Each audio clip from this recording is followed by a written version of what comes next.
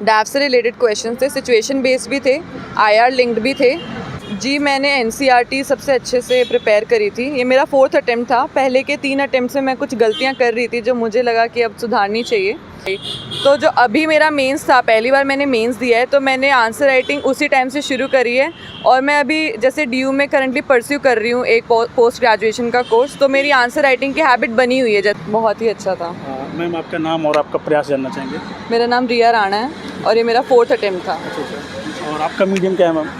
English. अच्छा। Ma'am जब आप इंटरव्यू देने गए तो कैसा रिएक्शन रहा? पहले फर्स्ट क्वेश्चन का कैसा रहा? मैं थोड़ा नर्वस थी, पर वो बहुत कॉर्डियल थे। बोर्ड मेंबर्स बहुत अच्छे से बात करी उन्होंने, पेशेंस से सुन रहे थे मुझे। तो किस तरह के क्वेश्चन पूछे गए? डिटेल एप्लीकेशन फॉर्म से रिलेटेड थे, कैसे थे मतलब? डैप से रिलेटेड क्वेश्चन थे, सिचुएशन बेस्ड भी थे, आईआर लिंक्ड भी थे। और अभी जो यूक्रेन और रशिया और जैसे कि ये टैरिफ वार है, इससे कुछ पूछा? नहीं, इससे कुछ नहीं पूछा, बल्कि इसके रिलेटेड उन्होंने ज्योग्राफी, मेरा ऑप्शनल था, तो क्वेश्चन पूछा कि सोवियत यूनियन जो यूएसएसआर था उसमें कौन से कंट्रीज़ थी, तो जो अभी बाइफरकेटेड है। और बस यही था एक क्वेश्चन। इसके पहले भी आप इंटरव्यू दे चुके हैं? नहीं, ये मेरा फर्स्ट इंटरव्यू है जी। तो अभी जैसे कि आप जब आप इंटरव्यू देते हैं और अभी 2026 का प्रीलिम्स नज़दीक है और इस समय प्रीलिम्स के लिए शायद सही समय होगा, आई थिंक आप बताएंगे, तो आपने प्रीलिम्स के लिए कैसे तैयारी करी थी? थोड़ा जी मैंने एनसीईआरटी सबसे अच्छे से प्रिपेयर करी थी। ये मेरा 4th अटेम्प्ट था। पहले के 3 अटेम्प्ट से मैं कुछ गलतियां कर रही थी जो मुझे लगा कि अब सुधारनी चाहिए। एक तो मैंने एनसीईआरटीज़ अच्छे से प्रिपेयर करी, टेस्ट सीरीज़ डेडिकेटेड एक लगाई पर अच्छे से लगाई थी, और डिटेल में कवर किया, और अपनी प्रिपरेशन पे मैंने ट्रस्ट किया है। मतलब अब की बार मैंने ज़्यादा किसी से एडवाइस नहीं ली, सिर्फ अपनी प्रिपरेशन पे ट्रस्ट किया, और जो पढ़ रही थी उसको रिवीजन, मल्टीपल रिविजन्स करी। पीवाईक्यू बहुत महत्वपूर्ण होता है। पीवाईक्यू कितने साल का लगाया था आपने? जी मैंने 4-5 साल का लगाया था। और बाकी सीसेट के लिए काफ़ी चैलेंजिंग होता है, विशेष तौर से हिंदी मीडियम या और भी लोगों का, और जिनका बैकग्राउंड नहीं रहता, उनके लिए कैसे सीसेट कैसे प्लानिंग करी थी आपने?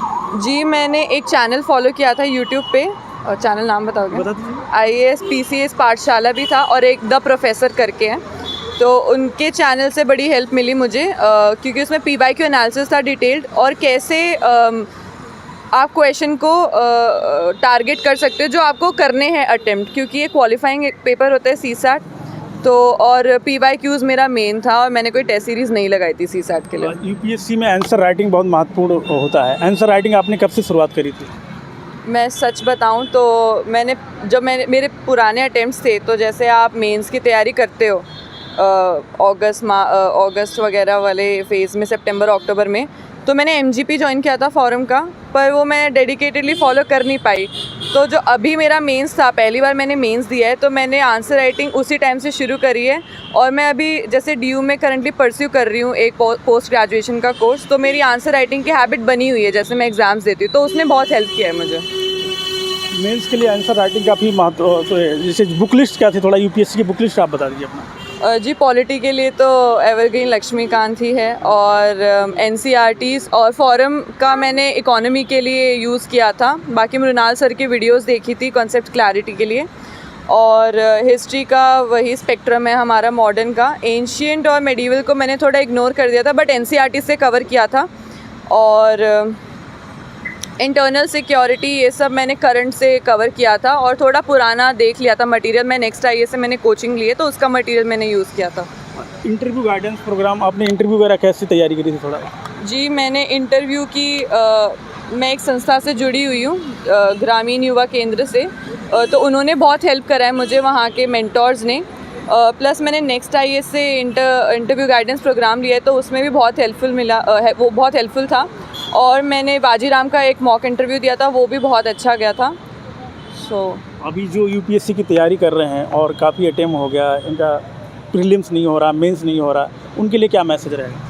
उनके लिए मैसेज है कि आप अपने पर ट्रस्ट रखिए, ज़्यादा दुनिया की मत सुनिए, और अगर आपको लगता है कि ये चीज़ आपके लिए नहीं है तो उसी टाइम छोड़ दीजिए। अगर आपको लगता है आपके लिए बनी है तो आप करते रहिए, रुकिए मत उस पर। टाइम लगेगा बट आपको मिल जाएगा जो आप चाहते हो। अच्छा, काफ़ी लोग कहते हैं कि इंटरव्यू जब पहले देने जाते तो काफ़ी घबड़वा देते, ऐसा कुछ रहता है? हाँ होता है, बट वो आपका माइंड है जो आप घबराता है, आप नहीं घबराते हो। तो अगर आपने माइंड को कंट्रोल में कर लिया तो आप कर जाओगे, अच्छा खेलोगे। यूपीएससी की जर्नी में कब डीमोटिवेशन आता है, आपको भी शायद आया होगा, अगर आया तो कैसे मैनेज करा आपने? बहुत बार आया डीमोटिवेशन। जब मेरे कई बार 3 बार तो मेरे प्रीलिम्स रुक गए थे, तो उस टाइम पे मैंने सोचा था कि क्या करूं, बट ये तो था ही कि करना यूपीएससी है मुझे, तो कंटिन्यू करा, अपना एनालिसिस करा पुराने जो मैंने अटेम्प्ट्स दिए उन पेपर्स का, तो मुझे अपनी गलतियां पता चली तो उसको रेक्टिफाई प्लान किया। बी के लिए आप क्या रेफर करते हैं या नहीं? जी मैंने अभी कर भी रखा है रेफ़र प्लान बी, बट वो एक पहले से मेरा इंटरेस्ट बेस्ड है प्लान, वो कोई ये नहीं है कि वही करूँगी अगर नहीं हुआ तो। वो मैं लॉ कर रही हूँ अभी कैंपस लॉ सेंटर से। तो अंत में जो लोग तैयारी कर रहे हैं उनको मैसेज क्या देंगे, फाइनल मैसेज? कि अपने पर विश्वास रखिए, अच्छा खाइए पिए और ज़्यादा दुनिया पे ध्यान मत दीजिए, और अच्छे दोस्तों के साथ रहिए, अच्छा ग्रुप रखिए, सबसे इम्पॉर्टेंट। अगर नहीं लगता कि कोई आपका साथ नहीं दे रहा है तो प्लीज़ आइसोलेट हो जाइए, क्योंकि एट द एंड आपका करियर सबसे ज़्यादा इम्पॉर्टेंट है। ओके, बेस्ट विशेष, शुभकामनाएं आपको। Thank you so much, thank you.